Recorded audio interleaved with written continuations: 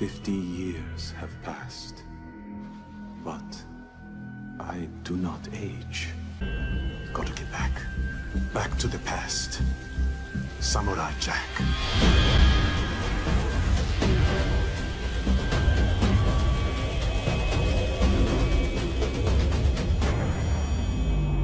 I'm not mad, just disappointed. I've said a lot of good things about Samurai Jack in the past. I do believe that it is one of the best Western cartoons ever made, an eternal classic due to the daring risks that it took. It was a simple concept. A samurai who had trained all of his life to defeat an ancient evil is sent forward in time.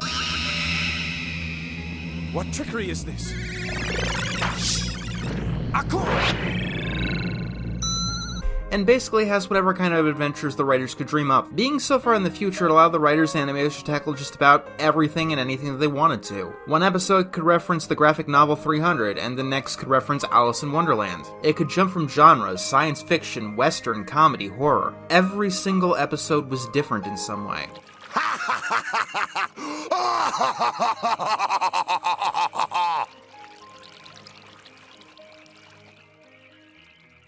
Got it! But the show was more than that, though. Samurai Jack took risks. It used a very unusual two-act structure in most episodes. Act 1 would be building up an enemy or a concept, and then the later half of the episode would just be seeing that concept fully realized, usually in the form of some kind of fight. With the enemies Jack faced all being robots, it was allowed to get more violent than most of its contemporaries.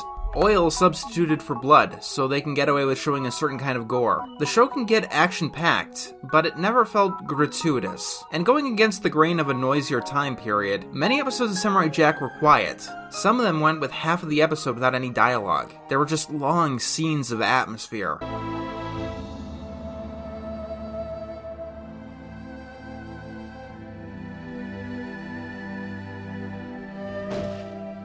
My home. For most of my life, Samurai Jack was my favorite cartoon of all time. That only really changed when BoJack Horseman came along, but I never thought of Samurai Jack as anything other than a perfect cartoon. In fact, the show's original run to me and many others had only one real flaw. It never actually ended. After 52 episodes, the show kinda stopped. The final episode has Jack carrying a baby he saved off into the sunset, and then nothing. There were rumors of a finale movie being made, but as the years went on, eventually spanning more than a decade, they seemed to be just that. Rumors. This here is what Jack would be and what it would be forever, without any actual real finale being in development hell. Making matters even worse is that the voice actor for the main villain of the series, Mako, had passed away in the interim, making any sort of revival or continuation seeming more and more unlikely, without, going into the manga treatment. But the fandom still managed to cling on to hope. One episode in particular, Jack and the Traveling Creatures, was the strongest indication of some kind of resolution. This was one of the best episodes of the original show's run. In it, Jack fought against a creature called the Guardian, as he guarded a time portal, something Jack needs to get home and defeat Aku's evil future before it could even begin. However, Jack couldn't do that. The Guardian claimed that there was only one person who can go through the portal, and that was Jack, but a much older, much more hardened Jack. Can't use it yet, Samurai Jack.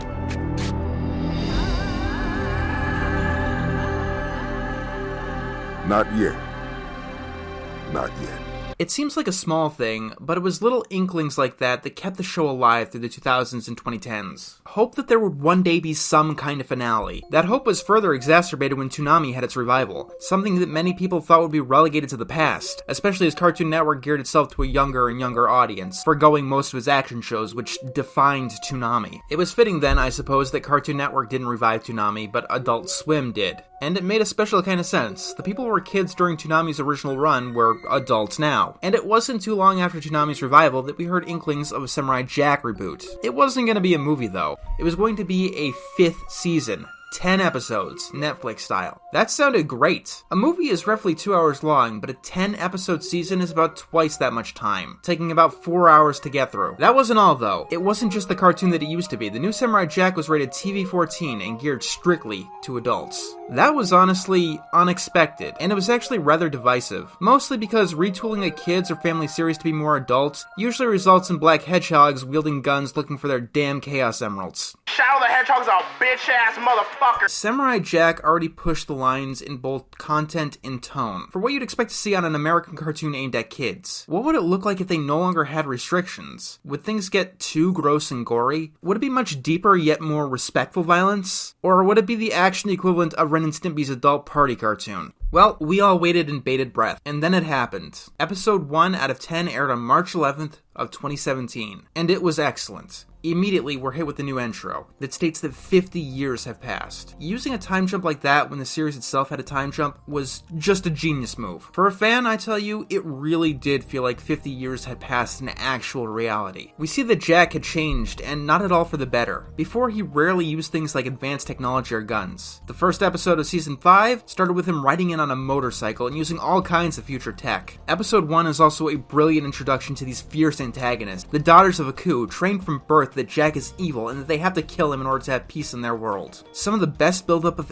any villains that I had ever seen. And episode 2 was even better. In fact, it's my favorite episode of the entire series. I'm not even kidding there. Jack being confronted with the toughest enemies that he's ever faced. They can strike him down without him even being able to see them. They're just that good. The catacomb scene is iconic, and for all of the right reasons. There's just so much tension here. It's shot perfectly. The lighting, the music, the tracking shots, it's all beautiful. I don't think that anyone would dispute that Season 5 Episode 2 is the best episode of the entire series, let alone the season, and that's a problem. You know what 10 minus 2 is? 10 minus 2 is 8. Logic and mathematics dictate that every episode of Samurai Jack Season 5 after 2, all 8 of them are worse than Episode 2. You might not have noticed this, but this review is an animated atrocity, because I think that Season 5 is not good, and a poor conclusion to the series. And I wanted to say all these good things at the start because it really is a good start. Season 5 of Samurai Jack peaks early and then it goes downhill. It goes very far downhill, and it goes downhill pretty fast. Episodes 1 and 2 are fantastic. Exactly what I would expect from an adult version of Samurai Jack. Every single episode, every single one afterwards had problems that I could not get past. They're not all terrible, but the mistakes of each of them build up to create an ultimately disappointing product. Season 5 of Samurai Jack is not cohesive, which is ironic considering it's the only one that tells an ongoing tale. And it makes rookie mistakes that I cannot believe that I'm seeing in Samurai Jack of all shows. It's a bold statement, I know. It's gonna be a long review, so please bear with me. In all honesty, I have no idea where to begin. Actually, a good place to start might be the exact moment the season shot itself in the foot so badly that it caught gangrene and needed to be amputated. It's not that often that I can track even the biggest problems with the product to one catalyst, especially one single moment. Like when SpongeBob got bad, what was the single moment that defined SpongeBob getting bad? Could be anything. The Splinter, Truth or Square, Atlantis Square Pantis, or even Good Neighbors, who knows? Even when I watched this the first time, my thoughts were Episode 1 and 2 were amazing. 3 kept me engaged, and everything after that jumped from boring to annoying. I managed to track it down to one exact moment. Samurai Jack Season 5 died at 16 minutes and 30 seconds in Episode 3. That's the exact moment that this series died. It is when the series did something that was unrecoverable. The big deal with Samurai Jack becoming more adult had something to do with the antagonist that Jack was fighting. In every single episode, every villain that Jack fought was either something supernatural or a robot. For all intents and purposes, he had never had to kill a human being. This was the main method of tension in Episodes 1 and 2. Jack, for the first time, kills a human being at the end of Episode 2, one of the Daughters of Aku, and it sends him into a lot of mental turmoil. We've never killed a human before, have we? This was the first human being.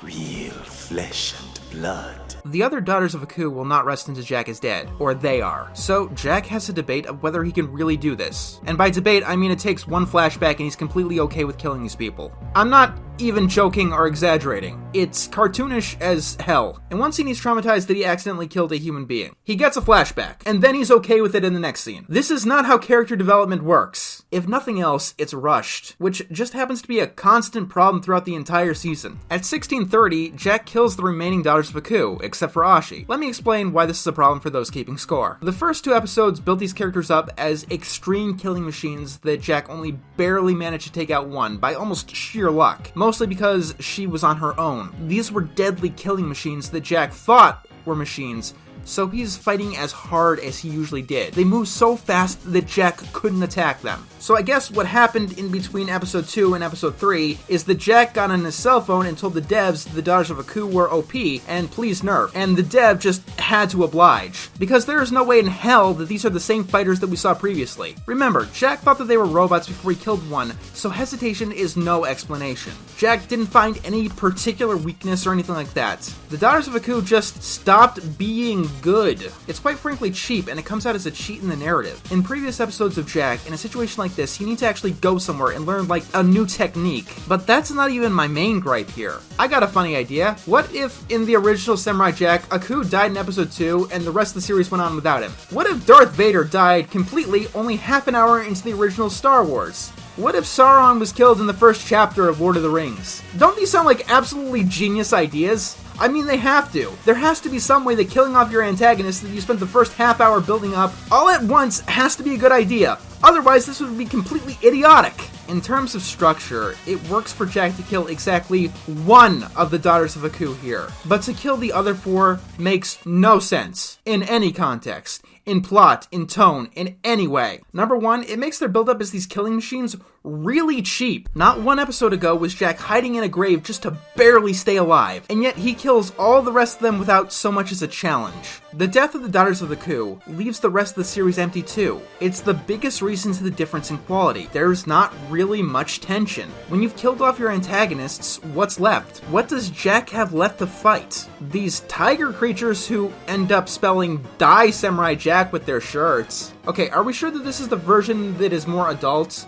Because that kind of stuff is usually reserved for cartoons that are for very young kids. Please, this is something that I desperately want to know. Please give me one good reason that the Daughters of Aku had to die here. It makes the tension worse, and not to mention that it could have made Ashi's character development better, as she would have been the one who had to turn against her sisters, instead of Jack making the choice for her. The other episodes could keep the fast-paced tone of episodes 1 and 2, and they're stronger both in terms of skill and in terms of character than virtually any other villain or monster that Jack comes across for the remainder of the series. I've tried to piece it together in any way that I can, but I can't think of a single good reason why anyone thought this was a good idea. I can't logic this being the right move, no matter what this series is trying to do or go for. And that is extreme. There are a lot of stupid things that I see in a lot of cartoons and a lot of other pieces of media that might have worked some way or another, that might have seemed like a good idea before they actually went about and tried it. But this, it makes things less action-packed and less tense, so drama can't be it. It makes Ashi's development worse, so that can't be it. I can only guess that the writers wanted Jack to look as out of character as possible, because there is no other reason to have this fight go the way that it does. I mean, everyone is out of character here. The Daughter of Aku that chased Jack in episode 2 would not be rammed through the chest with a spear. But Jack, being chased or not, would never just carelessly drop someone to their death while they're talking to him, especially since the only motivation he had was a flashback, I reiterate. Bringing up another all-time great cartoon, Avatar. To get Aang to even consider maybe taking the Fire Lord's life, he needed to go on a full spirit journey and talk to several past lives in order to justify it to himself. And even after that, he still didn't kill the Fire Lord. And that was when the entire world was at stake, not just his own life. And then immediately after Jack kills the Daughters of Aku, he's having guilty delusions. It's not so much character development as it's character ping pong, where their mentality and state goes back and forth depending on what the plot needs. Actually, no, because if they didn't do this, the plot would actually be stronger. Speaking of villains, though, I suppose this is a good enough time to talk about Aku, which is actually one of the biggest disappointments of Season 5. And no, before you ask, I do not at all blame the voice actor replacement for Mako, Greg Baldwin. While he's definitely not perfect in replicating Mako's voice, he gets the job done. It's the writing that's the issue with Aku in Season 5. In the original series, Aku was this boisterous villain. He could be intimidating, but more often than not, he was the comic relief to Jack's serious and stoic nature. He was funny, doing things like reading fairy tales to little kids with him as the star to make himself seem cooler with the kids. And the wizard destroyed him! The end! Or doing things like ordering an assassin like you'd order a pizza. Extra thick! He was one of the few villains that could do that in between terrorizing people.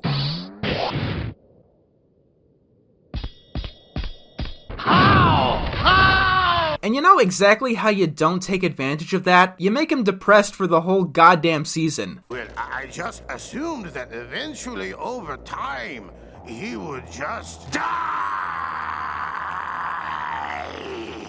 Yeah, in Season 5, because Aku has failed to kill Jack for 50 years, he's depressed. He's so depressed that he's rarely on screen. I don't know if it's because they thought it'd be disrespectful or more noticeable that it's a different guy now. But if you asked me the exact wrong way to use Aku, I tell you to do exactly what Season 5 of Samurai Jack did. Like, it is perfectly the wrong decision. While there are certainly some funny moments in Season 5 of Samurai Jack, I, the Mongol, have come to collect the souls of the greatest warriors.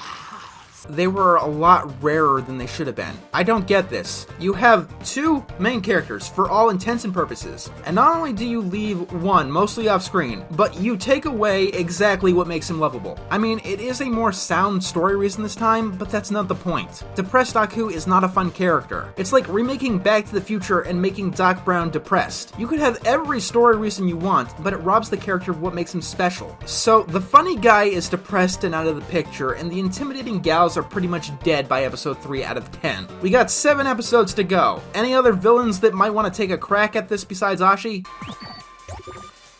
I'm alive!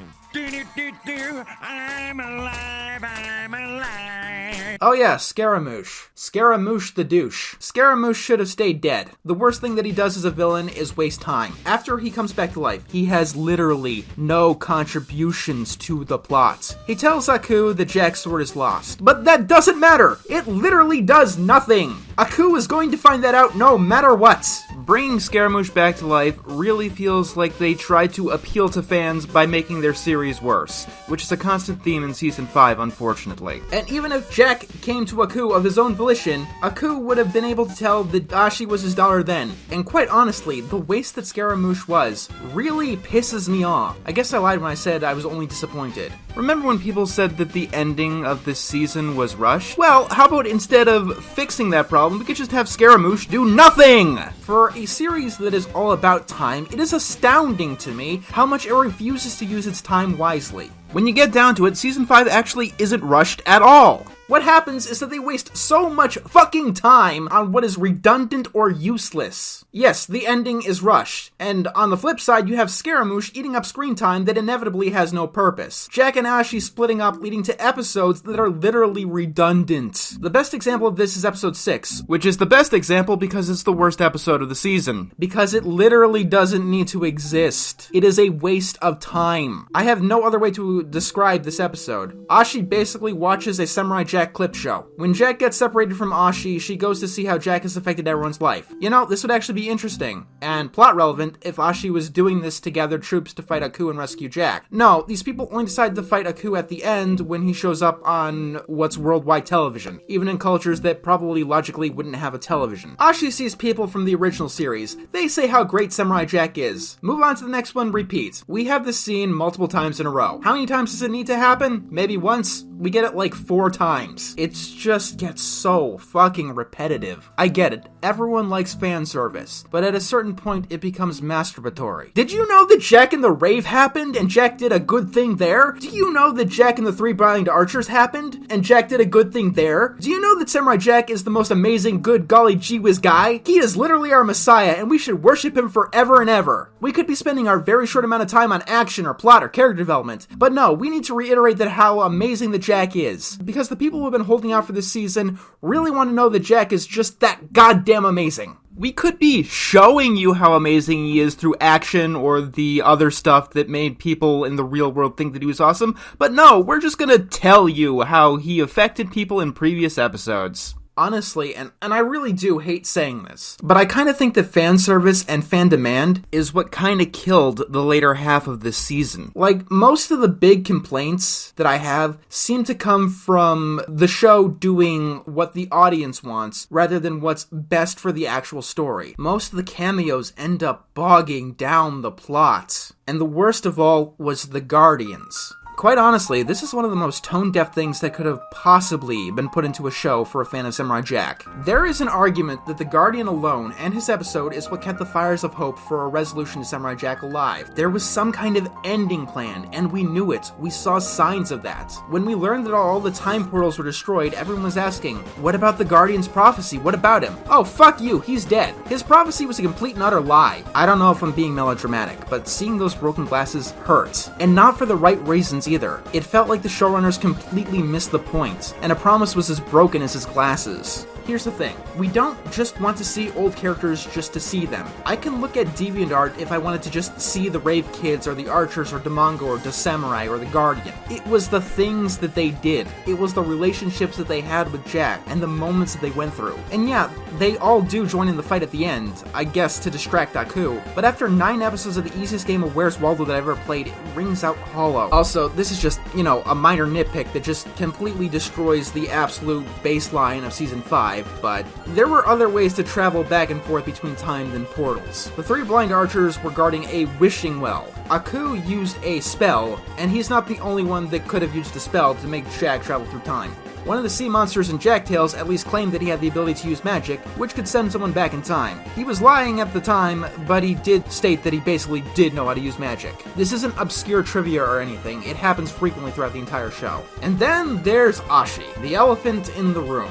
Ashi's not my least of the problems with the series. Look, I'm not gonna say that this couldn't have worked. There is a universe where the relationship between Jack and Ashi was very touching. It's not one that I live in. It's a world where Season 5 of Samurai Jack wasted vital time and ended up rushed on a cliche, mopey-dopey love story with general awkwardness that drags everything to a grinding halt. The romance between Jack and Ashi has all of the worst parts of every other romance story or romantic comedy I've ever seen, and none of their positives. This is not helped by the fact that Jack, if not physically, is mentally at least 50 years older than Ashi. Because of the time skip, he's old enough to be her grandfather. But it's okay, because after Ashi and Jack start romancing, the showrunners have completely forgotten that 50 years have passed. People have been getting shit to anime for this kind of stuff for years, and I can kinda see why. I can't get it to work!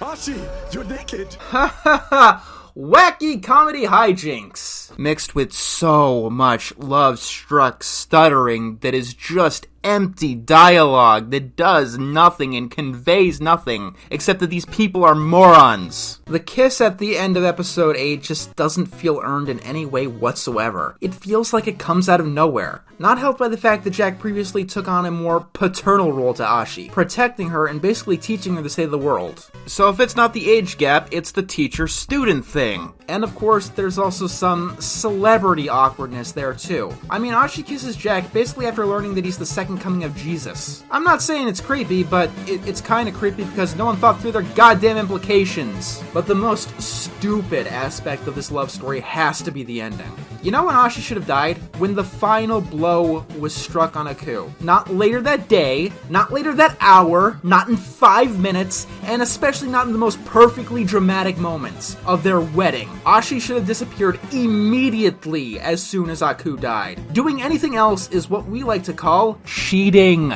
It's one thing if Your Name wants to focus the camera on somewhere where it doesn't belong just to force in emotions, but to actually defy the actual logic of your plot to cheat emotions. That is what pisses me off about this. And the series actually likes to cheat the narrative a lot, between the Daughters of Aku having selectively good abilities, and Jack only thinking that all of the children died, which drives him to the edge of despair and make him willing to commit suicide. Yeah, this moment actually bothers me a hell of a lot more because of the implications that, once again, no one thought through. What that scene tells me is that if the kids actually did die, and it wasn't just the writers cheating to make Jack think something that didn't happen, Jack would have been completely right to kill himself. When you fake the stakes, the logic breaks. The fact that Ashi needs to explain that if Aku died in the past, she, someone who is and called herself a daughter of Aku, would have never existed makes my eyes roll and my blood boil. Jack, I know you're not the brightest guy, but are you really that stupid? Are you really